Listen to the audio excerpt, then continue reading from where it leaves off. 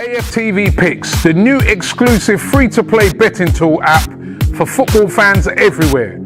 Every week, test your skills and knowledge against Robbie and the AFTV fans and stand to win prizes and cash. And wait for it, it's all free.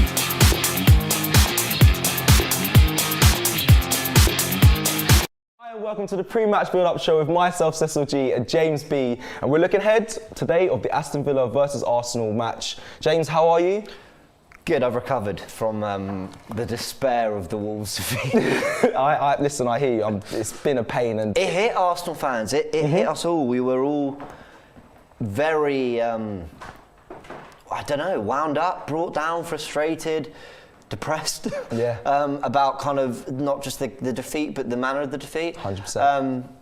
But this is a great opportunity to bounce back. It is. And I know you've said you're over it, but now we start these shows, we do the look back. So, yeah, do you want to have just a quick? Yeah, we are going to do it because I don't want this to become a thing where certain games we don't like, we're just not going to talk about them. Yeah. So we will look back, but I refuse to talk about rest today because we've done so much of it. Everyone's had their say. You know, I hate them all, and you know they're terrible at their jobs. But hey ho, yes. I'm joking. By the Comments way. as well. I see joking. I see you all. Hello everyone, welcome. You know, people are saying Al Carp, the regular. Let's go, Cecil and James B. Someone says the ref is a. I'm not going to say that. Yep, but big up Joseph. You're right. You're very right.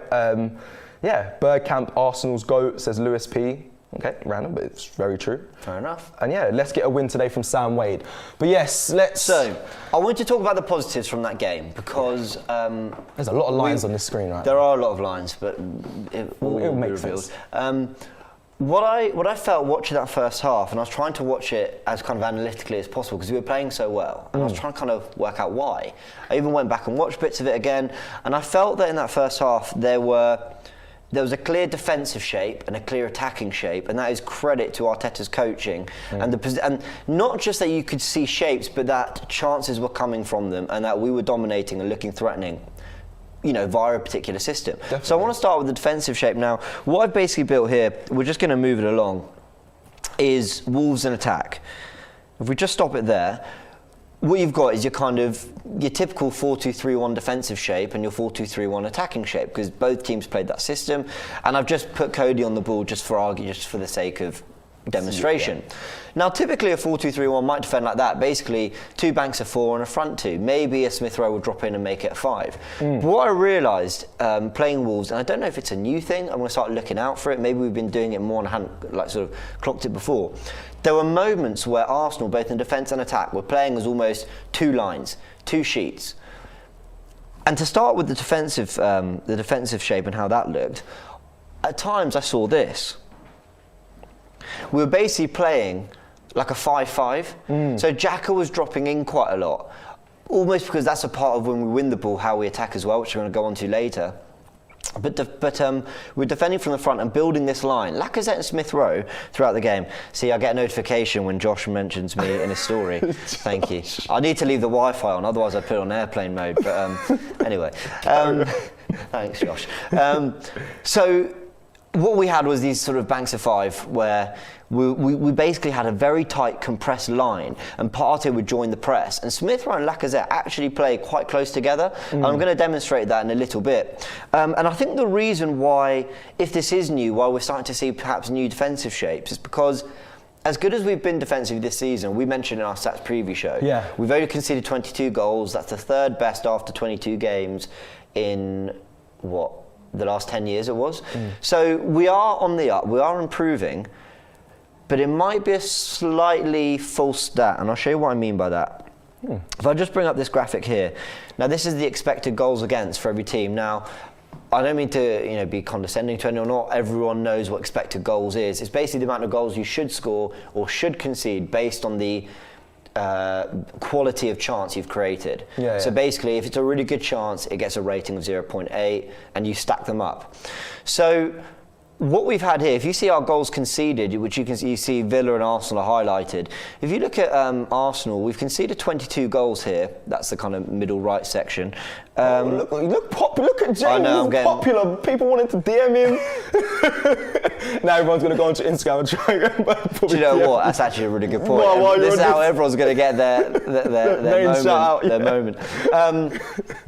So what we've got here is the goals against, but our expected goals against is 26. So basically, they're saying really, based on the chances we conceded, we should have conceded around 26 goals. And then you can see our differential is -4. That's one of the biggest. You know, we are benefiting. If I'm looking here, I mean, more than anyone, if you look across, we have conceded quite a big difference less than we really should have. Yeah. So what I'm basically trying to say is, as improved as we are defensively, we're far from perfect. We are still conceding, some important chances, and I think this shape here is a big part of why Arteta. So this shape we're seeing now, the reason we're seeing these changes is because I think Arteta still recognise that there's a long way to go in that area. And I kind of know none of us are saying that we were ever the finished article defensively, but I think we're still going to be seeing him trying new things. The thing I like though is once we press, let's just say for argument's sake they broke the lines like they would some, they got good players. We were doing this, we were then condensing that part of the pitch very, very, if I just take that back 1 second again. We were condensing that part of the pitch very, very quickly. Once they did bypass that first press, we were very, very quick to make that a very condensed area where we were literally defending with all 10 outfield players there. And that is a credit to the organisation, the work rate of the team, and basically what Arteta's trying to put in place. I hear that. Do you know what? This does surprise me though, because the goal came from a player having loads of time on the ball and taking a shot from outside the box. So I think them being condensed, obviously we had a man down at the time, so that can have a factor to it. But I didn't think we closed the ball down quick enough. We gave, but that might be down to the numbers of players on the pitch at the time. I'm looking very much at the first half here. Okay. The second half, I don't want to judge them too much. They're mentally knocked by what happened. They score a goal from distance. Suddenly you've got to attack. I know Moutinho scored a screamer and we should have defended it more. But how many times do you hear the players say, "Let them have a shot from there. Let them take it"? Because most often than not, Moutinho doesn't score that goal, and most often than not, that's not a penalty and a red card, or maybe a penalty but not a red. So I think just things went a little bit against us, which is sort of a part of why the team maybe just didn't come out in the same way in that second half. Even with 10 men, they just couldn't really get into it. Maybe I'm being too kind to them. But I want to look at their attacking shape too. And if I just bring this up here, there's a couple of things I felt we did very well. The first thing is Thomas Partey. Now, if I just play this along here, Rob Holding, this is the ball, isn't it? Feeding it. Partey fed that ball into Saka. Oh, sorry, it's paused. Let's just take that back a second. Fed that ball into Saka very early on the game, 30 seconds in? Yeah. And what I loved about that was he was getting us from back to front very, very quickly. It was very efficient. Nobody in the team has been doing that. El Neni can, but doesn't, and doesn't do it enough. Ceballos definitely can, doesn't do it enough. But Thomas Partey is kind of our outlet, and that's why he's so important, not just for the dynamism midfield, but for his passing range and how easy he makes it look, going from back to front. That's a big part of it. The other thing I noticed in our attacking shape against Wolves, if I just play this along, now if you let everyone sort of get back into their original shape, what I noticed was that we were attacking like this as well. I talked about those sheets, didn't I? You have all those lines. You had your defensive first five and your pressing five and your sort of more defensive five. Here is more like a 6 and a 4, where basically Bellerin and Cedric are getting high up the pitch, and Pepe, Lacazette, Smith Rowe and Saka are playing very condensed, almost as a 4. This is something we've seen Arteta try and implement from day one. Yeah. I remember his training sessions before games, the warm-ups, were made of sort of 2 feeders in midfield and a front 5, playing almost as a straight line. It's clearly sort of an element of his football and his attacking philosophy that he believes in very highly, and he's not really going to change on that. And I guess what I'm taking from this is that he's not actually, the results have changed dramatically, but what he's trying to do hasn't really changed dramatically. It's almost as if the players just get it more and they're playing it better. If I just bring up this next graphic here, You're right, actually, because the personnel hasn't massively changed in hindsight. Like, yes, we've brought some players in, but it hasn't massively changed. They just found form, in my opinion. And I think they're buying into what. I think it's more that. I think it's more they're just doing what he wants to do better rather than, how do I put it? Rather than having completely changed his footballing philosophy and the way he wants to attack. And if you look at the average positions from the game, hopefully this will highlight a little bit what I'm trying to say. You can see the pressing five in Pepe, Lacazette, Smith Rowe, Partey and Saka. You could see that they were playing as a bit of a line, but also that Bellerin and Cedric are a little bit more advanced, and Xhaka was as deep as Holding for a lot of the game. So you can almost see the lines in the average positions. He's almost trying to play with none of this kind of, how do I put it? Almost like solid 4 and then a 2 and a 3. It's almost a case of a defensive block and an attacking block. Only the movement's intelligent enough that they're able to have that degree of fluidity. I thought that was quite interesting. I wanted to talk about our shape from the Wolves game, and slowly you can see it coming together. All right, well, listen, now is the time to take some comments. I've seen a lot, there's been a lot of spam as always, but there is people saying good morning to us both. People are asking for my score prediction, but after last week, I'm a bit scarred. But I'm going to give a score. My score prediction today, I think, will be 2-1 to Arsenal. James, I don't know if you want to give yours just yet. I think you did yesterday. Yeah, I said 2-0 on the other shows. I've got to start backing the boys. They're playing well. I've got to back them. I've got to. Okay. Guna NL says hi from Netherlands. People saying come on Arsenal. Listen, we need a win today, I'm telling you. Al Carp says beautiful scenes of glorious emotions. Partey. Someone says I like your cut, G. I don't know, it could be you, me, who's got a haircut. I haven't had a haircut. I mean, I haven't. I'm not. This thing called lockdown. It's a conspiracy. Yeah, I'm not gonna talk too much. Will Aubameyang start? People are asking, and will Pepe start? So will Aubameyang start? Says Lode Shawar. Do you think Aubameyang start today? I don't think he will. No. I think it'll be Lacazette, and we'll be looking into that later. Funny Clips also says who starts, Aubameyang, Lacazette, and I'll get into the reasons why later. I think a lot of people want to see Odegaard to start. Yeah, I like that. Yeah, but me and you both would love that. People got saying I should stop predicting the score. It was one game, okay? Do you know, the minute you said it with your chest the other day, 3-0, we're going to win. And to be fair, we were playing well enough. Like the game was going in your direction. I just knew people were going to jump on you and go, see, this is why we lost. Because we saw 2 red cards coming in that game. Yeah, exactly. That does happen most weeks, you know. Yeah. But let's move on to Villa versus West Ham. I know you want to look at. I really wanted to look at this. I'm going to start with this graphic. West Ham were superb. They did 2 things.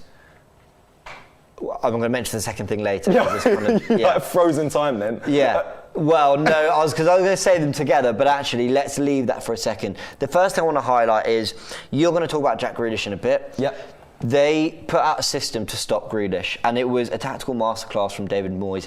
If you look at the average position, the reason we keep mentioning average positions, I think they tell you a lot about the general environment in which the player was playing that game. Now, they played with a 4-2-3-1. Fredericks was the right winger. Benrahma, number 9, was the left winger, but Fredericks, number 24. Look how deep he is. He's level with their left back, Cresswell. They weren't playing a back 5. He wasn't a wing back. He was a right winger, but he had serious defensive duties at times. If you look at Chufal at right back, his average position is deeper than his other fullback, and then Dawson is the centre back. Look how deep he is compared to Ogbonna. It's almost like West Ham said, we'll play our football down the left, where Grealish isn't. But we're going to make sure that we've got the numbers to defend and look after that area of the pitch where he has, he can have most of an impact. Yeah. Now, I thought what was brilliant about West Ham is that not only did they do a job on Villa and Grealish, they were the better team. Completely the better team throughout.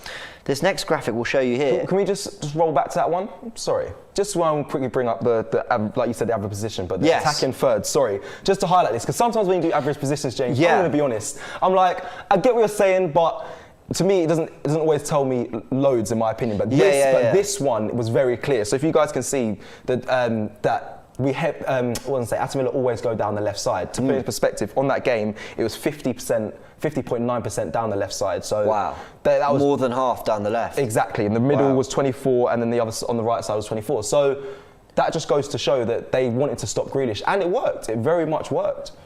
Villa were targeting the left the whole time. Is that what you're saying? They were going, I mean, that's, they were coming down the left side. Yeah, that or their right side, shall we say? That West Ham's. That makes a lot of sense because Grealish is so good and they're always going to try to get the ball to him, which is why I always think he's better as a 10 because you kind of vary your play. But there you go. So you could see they clearly had a job to do and they did it by trying to stop them in those areas. Going to these stats, not only do they do a job on Villa and Grealish, they absolutely outplayed them as well. They had 20 shots to their 9. 10 of those shots were on target, but 9 outside the box. You know, they were also, when they were getting in areas, they were, and this is the word I want to use for West Ham, they were efficient. Are they that good, I keep having this argument with my friends. Are West Ham that, I know the stats, Look I know. what they just did to Villa. I know. And Villa are considered a very good side. Yeah, I consider them a good side. You know, and this is a team that smacked us up 3-0 Villa. West Ham have looked very good under David Moyes, and the thing that I've enjoyed is not just the tactical sort of awareness they had against Villa, not only that they had more shots and dominated, but how efficient they were, because look, they still made less passes than Villa, who had 480 to their 376. They had less possession, but you know what, despite having less possession, less passes, less time on the ball, the efficiency is shown in their shots, their shots outside the box. But look at Lingard, number 10, had more touches than Barkley. And his side had more possession and had more passes. He even had more touches than Grealish. So what they did was they made sure that when they had the ball, they were at least using it effectively by getting it into Grealish, by getting into areas where Grealish, Benrahma, Antonio were, and making sure that they were having shots outside the box. They were asking questions of Martinez. They were getting their shots and their attacks off quickly. They weren't dwelling on it. And I think that takes me back to that Partey pass to Saka against Wolves, when I talk about being efficient. If you can go from back to front very, very quickly, that's how you're going to startle teams like Villa, how you're going to startle teams like Wolves. Teams that they've got quality, but show your qualities better by doing it in a flash, doing it in an instant. And they really impressed me. This is a great one. I'll give you this. I'm going to give this is a great one. Real talk, because that what you just said there sums it up perfectly. We today have to be efficient. I don't expect us, if I'm completely honest, to have the most possession and the most passes today, but looking what West Ham did to Villa, that's exactly what we need to do today. I think when we last played and we lost 3-0, Aston Villa were very efficient. They kept the ball well and they converted their chances. So yeah, I like this one. It's true. And what I would say is, you know, number 10s who wear the number 11 are having good debuts against Villa this week. And we've seen Lingard. I'm thinking, oh the God! Maybe, but what I would say is, Lingard came in, and I'm not Lingard's biggest fan as a player. I've never really known his position really or what his best things are, but he was brilliant the other day. He was very buzzy, getting on the ball, making things happen, showing his confidence and swag. And Odegaard, if he can do a similar thing in that position, we want our 10s having shots outside the box, like West Ham were doing, asking different questions of them, being really efficient. And the thing with Villa is, I saw this and I was surprised, but then I wasn't that surprised, because if you look at this graphic here, Villa do rank 17th in the league for total passes and 14th for pass completion. So as well as they're doing, they don't rank top 10. For a pretty key stat, when you've got players like Douglas Luiz, John McGinn, Jack Grealish, Ross Barkley, who are good on the ball, Watkins, who drops in and plays, ball-playing centre-backs in Konsa and Mings, they're actually not as good on the ball as you'd think. These stats are spinning me. Like, what the hell? Like, exactly that. That's why I love numbers. Because, you know, it basically tells you that what West Ham did shouldn't be that surprising. If you put enough pressure on them and you take the game to them and you have shots, I think you can rattle them. And I've been saying all week, I wonder if Villa are quite a mentally fragile team at times. Because those numbers aren't good enough for the players they've got and the position they are in the league. Now look, I was quite critical of Wolves and I did some critical analysis of them going into the last game. What happened? We lost. I'm not sitting here going, we're going to walk Villa, easy. I'm not saying that at all. Villa are a very good side. They're going to cause us problems, but they're gettable. You can get at them, you can startle them. And we need to, what happened against Wolves, bar that red card, have that same start, that same first half, and we'll steamroll them today. But it's on us to do that. I like that. I like that confidence. We'll steamroll them today if we start how we started. And if we do what we did against Wolves and have that start, efficient, back to front, getting in their half, in their third, but having shots. That's what I mean. Make there be end product on what we're doing, and hopefully we can do it. I want to take the game to them. I really do. All right, here we go. So I'm going to go back to the comment section time, and then we'll move on to the Danger Man section. That's our time. We need music. Yeah. Listen. Yeah. Brennan in the back. We need some music. We're going to get it going at some point. But let's get into this. So people are saying, someone says trying to reach with Odegaard, says Ryan and number 11. But no, you're right. If he starts. I mean, it was quite tongue-in-cheek. Yeah, come on. Daniel Tadgett says Bukayo. GL Block says stat merchants. I guess he's alluding to It us. is a stat show. Exactly. We have opinions and we back it up with the stats. Yeah. Sometimes I'm like, damn. It makes me laugh when people like comment on the videos of our stats preview show, like, oh, stats are boring. I'm like, it's a stat show. Like, we're breaking things down. Like, we're looking into things. That's cool. But you're right, James. You are right. People are saying now. This is a good comment. Guna NL says because Aston Villa play a lot from the left side. Do you think Cedric should start on the right side today instead of Bellerin? Do you know what? Go on, you go. Actually, I don't think Grealish is pacey though. I think he's very technical. He's got a burst. Yeah, and he can beat a man. Yes.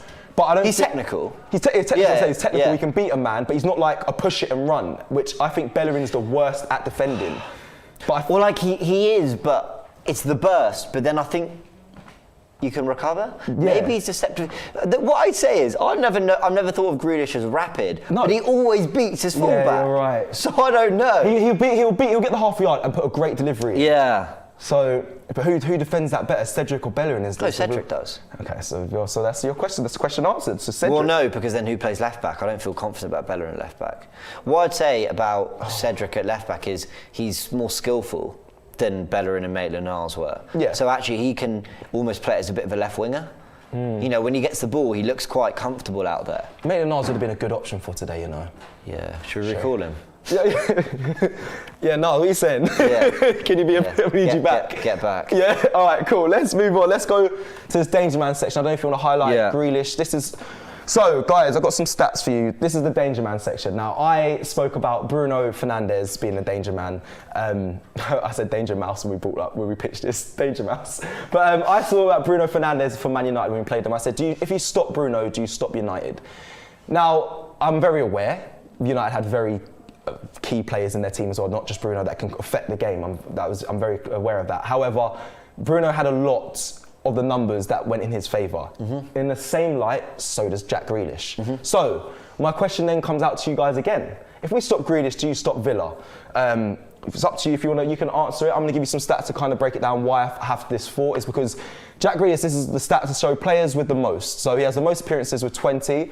For Villa. Yeah. This is, assists, the highest amount of assists in his team, which is kind of given, 10 assists. That's what he does, he's a playmaker. Passes in the opponent's half, 686 this season. So he loves to pass forward, he loves to drive forward, he creates a lot of opportunities going forward. And that's a high number into the opponent's half. So something to be aware of, but I think Partey, do you know what? I actually think Xhaka could be very influential today.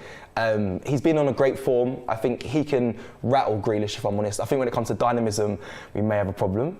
But that's where Partey might have to clear up when it comes to... I think this is a Partey job. You think it's a Partey job today, not a Xhaka? Well, no, Xhaka won't play on that side. Xhaka will play on the left the whole time. And he'll play on their left. So it'll be their right. Yeah, true. So it's a Partey job. Whoa. Well, we're going to chat about that in a sec, actually. Okay, we'll move on. Dribbles attempted, 85. Now, this kind of falls into the fouls won at the bottom here, 92 fouls won.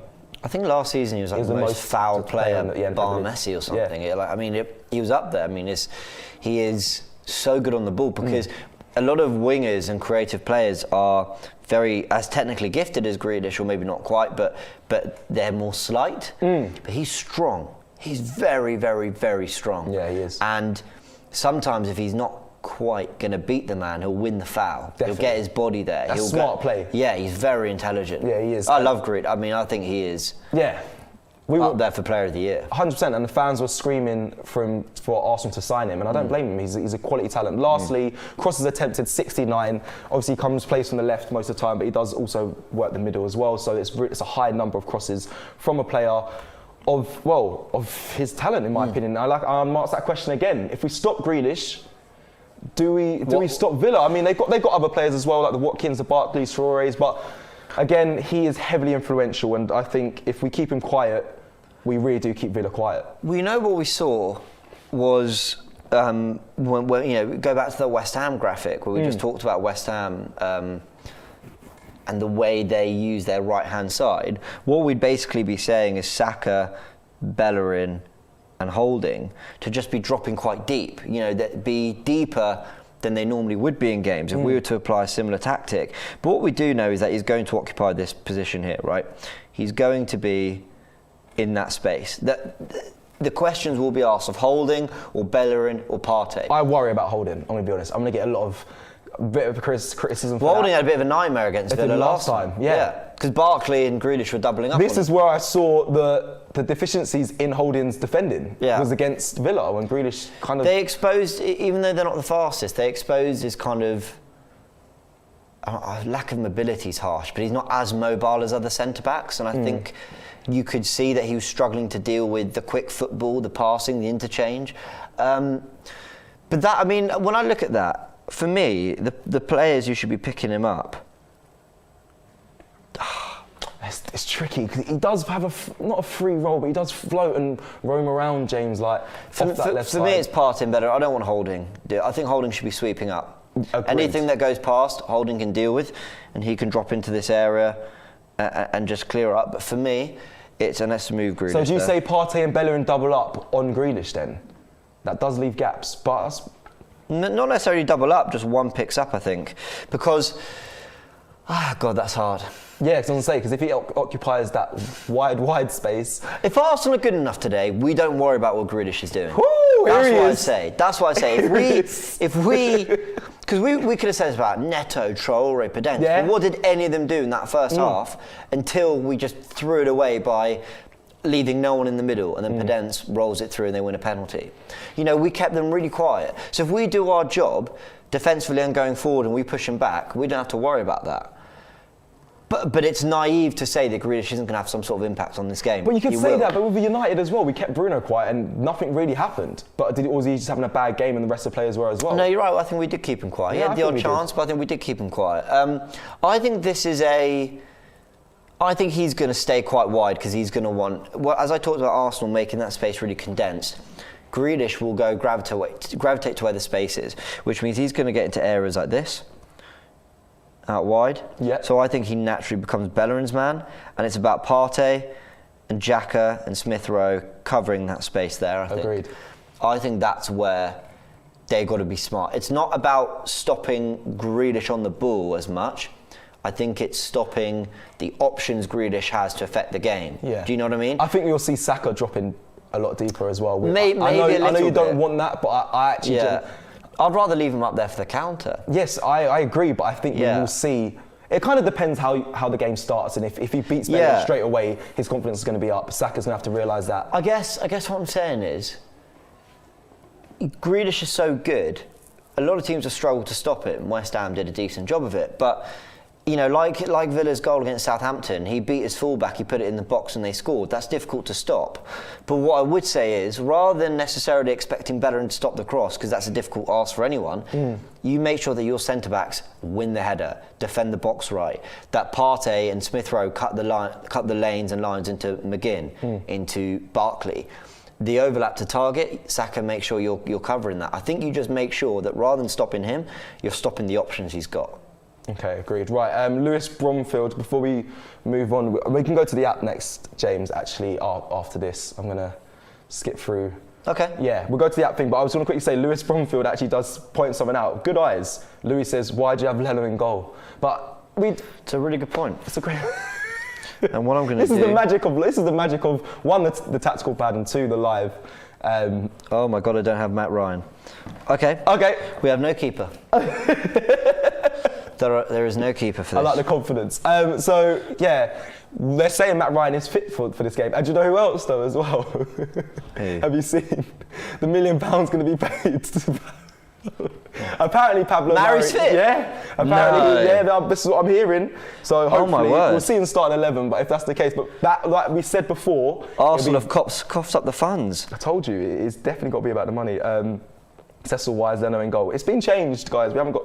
Oh, you're updating it now as we go. See, here we go. Because I know everyone will moan about it. Yeah, they are. There you go. You happy? You happy? Ryan's there. And there might be Runnison, so... Yeah, there might be Runnison. But Good I'm hearing, spot, though. Matt Ryan has been in training. There was photos of him in training, so they're saying that he is fit. So I expect him to start today. Yeah. We will see. Right. We're now going to go over to the AFTV.mobi app. Stay with us. We're going to go through it. This is the actual what it looks like, guys. It's very simple. It's not an app that's complete on the App Store. You can go online and download it and add it to your homepage. We've done it. James has got it here on his iPad. I have it on here as well. Yeah, we're going to go through it. This is probably the best podcast you've seen on YouTube, Forever Arsenal. I love it, and big up James, and big up all of them, Turkish, Mo, and Lee, and big up Lee always because he walks out, and I find it hilarious. He always walks out. He always walks out. Guys, do go check this out, AFTV VIP. All you've got to do is go to AFTV.mobi, and you add it to your home screen. It'll download like an app. You don't need an app store or anything, but it functions like any other app, as you can see here. And what have you got? We've got all sorts of exclusive content. Firstly, anything that goes up on YouTube goes up here first. So you will get it first. Second thing you get is polls. Let's have a little look here. What are they talking about here? Question: was our defeat against Wolves down to stupidity or misfortune? Misfortune. Vote that. There we go. 80%. And then you get your results. Be a part of the discussion. You want to go to AFTV Picks, you want to challenge Robbie, who obviously sponsoring this video, go. Apparently I'm not logged in, but go, do your login. Mine always does this, but yeah, you've got to create a login, very simple. Beat Robbie, win a share of £1,000. 10 questions, you can win a share of £1,000. Sometimes we've got amazing prizes, PS5, kits, shoes, trainers, all sorts. Go build your 11s. We're doing it here all the time on the show. Go build your 11s here, pick your formation, if I can just, there you go. Pick the players you want to see. There you go, formations at the top left. Let's see if they have Matt Ryan. Click on the goal. No, let's see. I've checked and they don't. But they will. They will. I should have done that. I'm sorry. Yeah, no worries. But there you go. You've got the players there. Go pick your players. Go make your team. Let us know who you want in the starting 11. And the match centre. You want to know what's going on? You want to get all the stats, the things that we read from all the time. You got it here. Let's have a little look at Wolves. It's depressing because we lost. But if you have a little look at it, look at that. You get your stats. Oh, this is wicked. I know, it's cool. Find out who came on, what minute they came on, what minute they came off.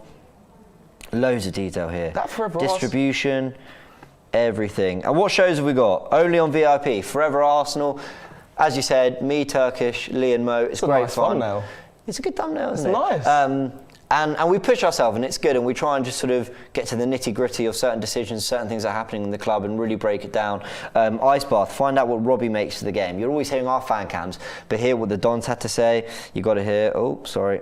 Let's scroll down. How's your touch? Do you want to tell them about How's Your Touch? How's Your Touch? My favourite show where you actually get to see me doing what I do best and beating either the influencer and the fan. We're taking on football challenges. Listen, How's Your Touch? Guys, go and have a look at it. That's where my soul is just completely Go have a look at the episode I played in. That was don't watch the episode of me and James and Cass, but watch all the other episodes. We got Turkish on there, Charlene, Pippa. We got Don, Robbie. Listen, that is full of laughs, and it's great. Yeah, honestly, genuinely a class show. It's actually my favourite on the app. Oh, that's kind of you. No, it's great. It's kind. And then the press box. Go find out what Robbie's saying, what journalists are saying. We'll get some of the top Arsenal journalists we've had. Sorry, it's because I've logged into this on lots of accounts. Oh, I was going to say, how have you? Yeah. But, Art de Roche from The Athletic we've had Tim Stillman, who's done lots of stuff. He's done Arsblog, he's done lots of writing. We've had some great journalists, Chris Davidson, all on the press box, and we're going to get more. And it's great. You get the insight from the people who are there. They go to the grounds. They talk to Mikel Arteta. It's as good as insight as you're ever going to get. The people who know what's going on behind the scenes, have the sources, find out what they're saying. And we've got more. We've got latest articles. Find out what people are saying. If you want some written content, it's not all video and audio. We've got that as well. And as you can see here, all our latest videos and fan cams. There's a lot going on. You do not want to miss out on AFTV VIP. Go subscribe. It's a small fee a month. I think it's £3 a month. Not sure about the actual. I'm pretty sure that's it. It's maybe. tiny. Yes. Tiny, like a little McDonald's meal. Yeah, it's a 2 coffees or something. And we're not, Whoa. Where are you buying your coffees? I don't drink one coffee. It's a 1 coffee. In London? It's 1 coffee, It's apparently. Yeah. I don't drink coffee. Okay, I drink coffee. It's a lot. All right, fair enough. One It's a coffee. Coffee a month. Yeah. And you get all this. That's a small coffee a month. You get to see my dumb face all the time. No. Look at that. Who doesn't want that? You get to see Lee walking out on every podcast we do. So yeah, do check it out. And the big one, sponsoring this video, go check out AFTV Picks. Go get your votes in. You've got till what? Kickoff? Got till right kickoff. before kickoff to put in your votes. So and go win a share of £1,000. You can even win the whole £1,000. Has been done before. So that's AFTV VIP. Go download it now. Go down. That was a really good promo for the app.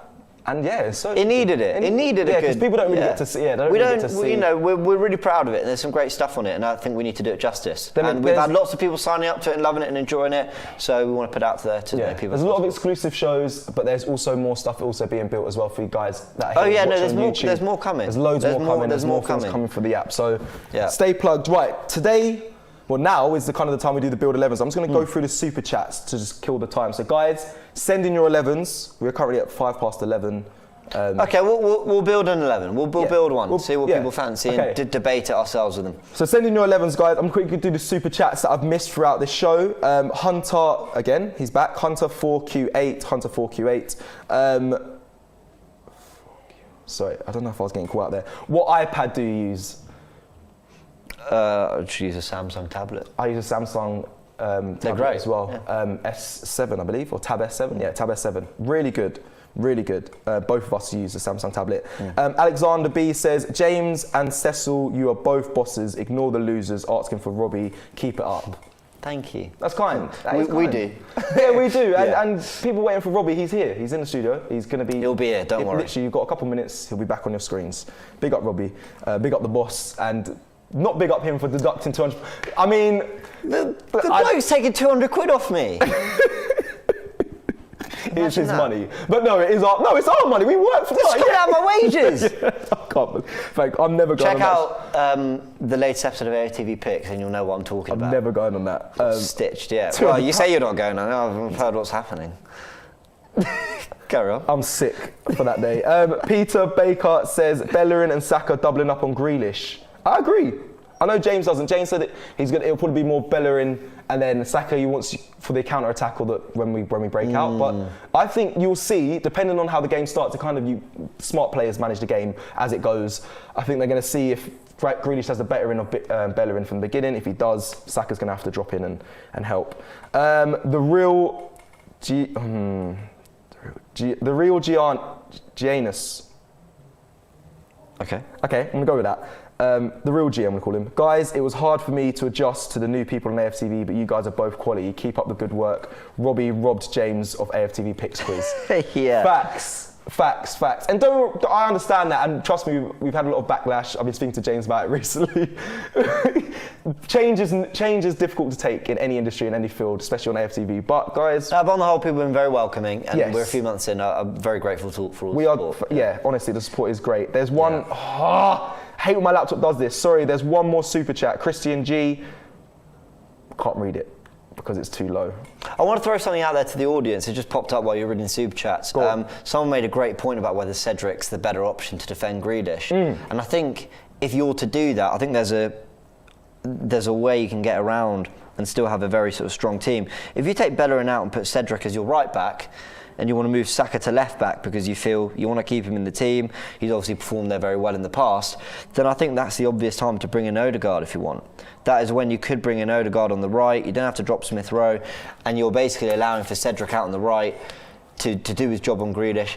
Just going to put that out there. What would you guys like to see? Let's do an 11. Yeah, I'm going to quickly just smash through. Okay, James Dicker.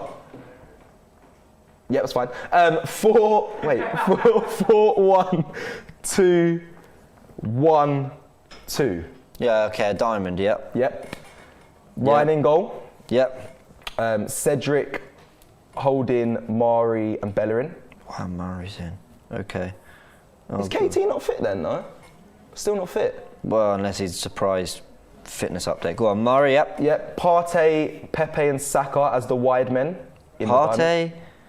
No, Partey. Sorry, in the one. Sorry, Pepe and Saka as the wide men. Okay. Odegaard at. Sorry, who was the left back? Cedric, Holding, Mari, Bellerin. Right. Okay. Yeah. Yeah. Cool. Partey in the defensive mid. Pepe and Saka in the wide players. Odegaard in the 10. And then Aubameyang and Lacazette up top. Okay. All right. Would you be angry at that? Because technically, right, Aston Villa do like to go down the wings. I'll tell you what, and I mean this with all due respect. No, it wouldn't work. This is the kind of formation that works on FIFA. I knew he was going to say that. And not in real life. I knew he was going to say that. There's just too much of a gap in midfield there. You basically got 5 forwards because the reality is Pepe and Saka they would play like that. Yeah, leaves exposed. Which, to be fair, fits into the whole 5-5 thing that we were saying earlier in the show. Yeah, 2 lines. Interesting. I guess that would be fun. James, thank you for your 11. Bukayo Saka, I see you in the comments as well. Chris as well. Chris Makata. AFC Van, all of you guys have Odegaard in your starting 11s. So that just the fans want it. Let's hope we see it. I think Smith Rowe needs a rest, so let's hope we see it. Oh, I'm lying. Sorry, Chris Atir, Odegaard's not in there, Smith Rowe is. But everyone else that I mentioned have Odegaard in. So hopefully we see it. Thank you for staying tuned through the pre-match build-up show with myself, Cecil Jee, and James B. Stay tuned for the starting 11, watch along, fan cams, aftermath show. We love you. Peace.